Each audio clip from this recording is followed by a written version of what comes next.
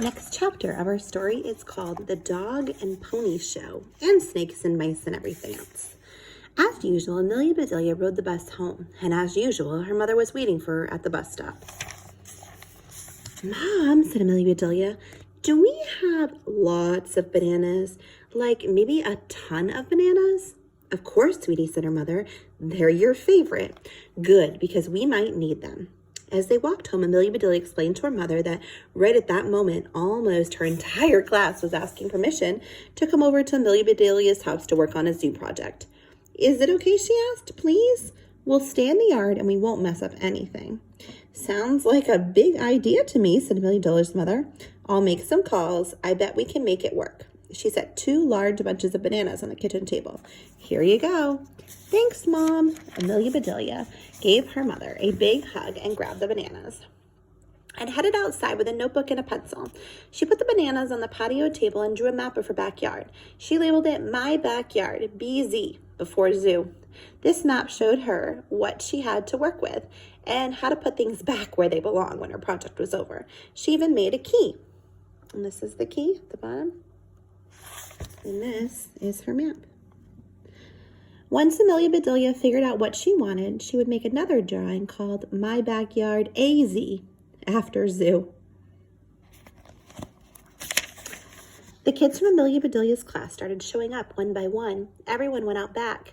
Amelia Bedelia walked around her yard with her friends, investigating the possibilities. She got some good ideas. For example, Skip loved her rope swing. He gave her an idea each time he swung. "Make this swing part of the zoo. You swing into the zoo like an explorer. There should be water, a pool of water. You have to swing over to get into the zoo." Amelia Bedelia wrote everything down in her notebook. "I've got a wading pool," she said. "I'll fill it up and put it underneath the swing." "Perfect," said Skip. Then he yelled like an ape man. "Ay-ya!" Ooh. Amelia Bedelia's mother ran outside carrying a first aid kit. "Who got hurt? Where's the patient?" Skip was embarrassed to say that he had just yelled for fun. Amelia Bedelia was embarrassed that her mom was acting like she worked at the emergency room. "Mom," she said, "no one's hurt. No one's even going to get hurt." A few minutes later, Angel was dropped off by her babysitter. She was carrying a really big cage. She set it down on the patio and whipped off the cloth covering. "Whoa," said Clay. Is that a python?" "Yep," said Angel. "It's a ball python. Her name is Squeezer." Amelia Bedelia couldn't believe that Angel actually had a snake for a pet. As Squeezer coiled and uncoiled and slithered around the cage, Angel explained how she cared for her. "She only moves around when she's hungry," she said. "And she's nocturnal. That means she's active at night and mostly sleeps during the day." "Squeezer will be the star of the zoo," said Amelia Bedelia. "That's for sure." Everyone brought an animal or an interesting animal display. Roger bought a deer head mounted on a plaque. "The deer had big antlers. This is a trophy buck," he said. "We keep it in our family room." And there's a picture of it. "Where's the rest of it?" asked Amelia Bedelia. "We ate it," said Roger. Amelia Bedelia didn't know what to say about that, but she knew that Roger's dad probably wouldn't be thrilled to have his prize deer displayed in a backyard zoo. She told Roger that live animals were more exciting than parts of a dead one, so he went home to find something else. Penny arrived wearing a white mouse on her shoulder.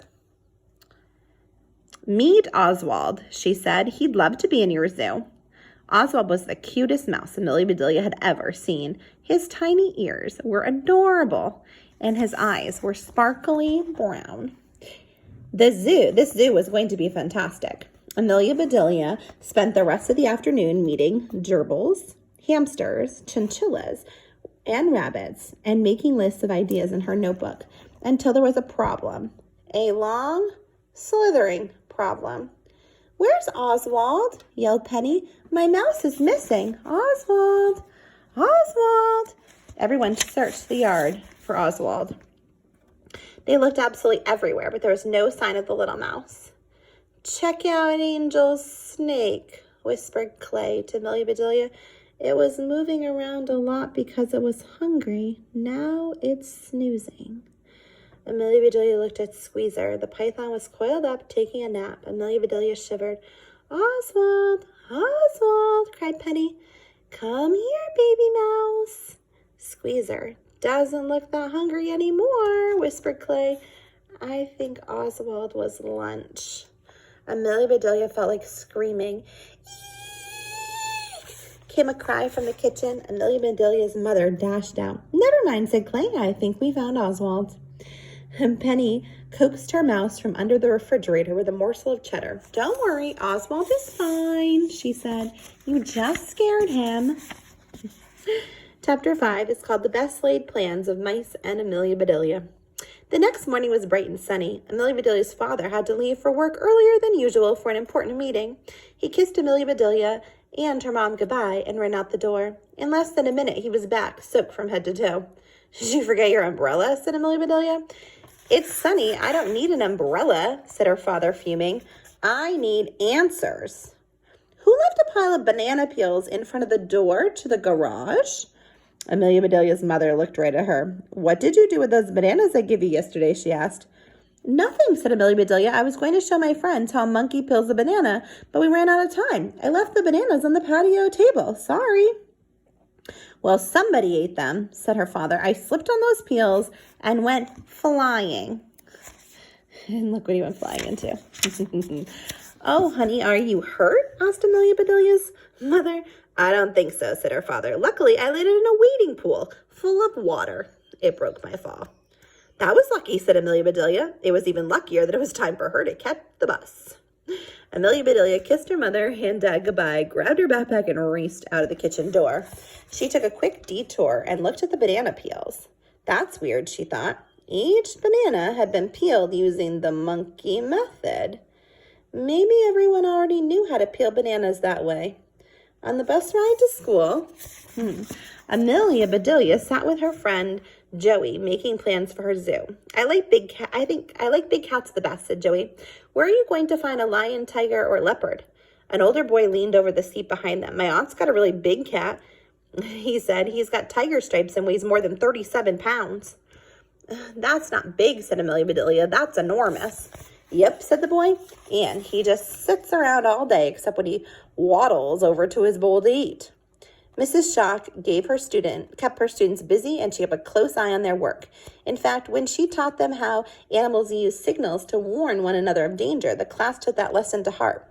During recess, some kids figured out a way to signal everyone when the hawk was watching. It was a matter of survival.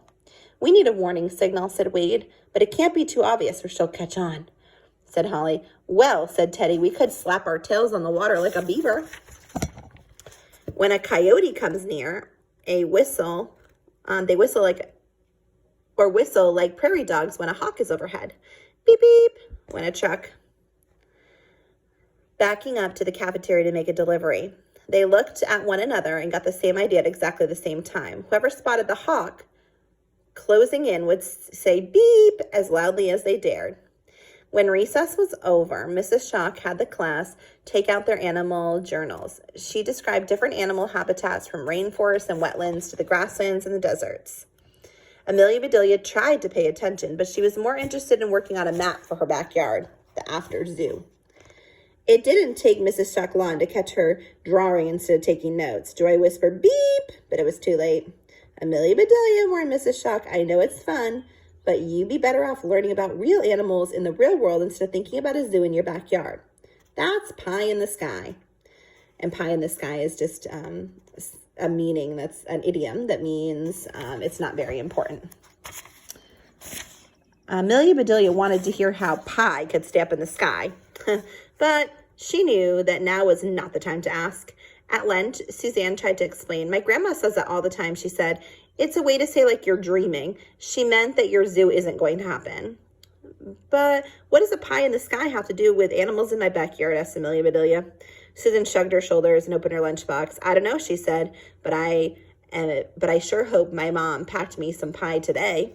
Amelia Bedelia said, Heather, we all hope you keep working on your zoo because it's really cool. And if you hear a beep, watch out. That's it for today. Tomorrow's called Watched Like a Shock. Have a good day.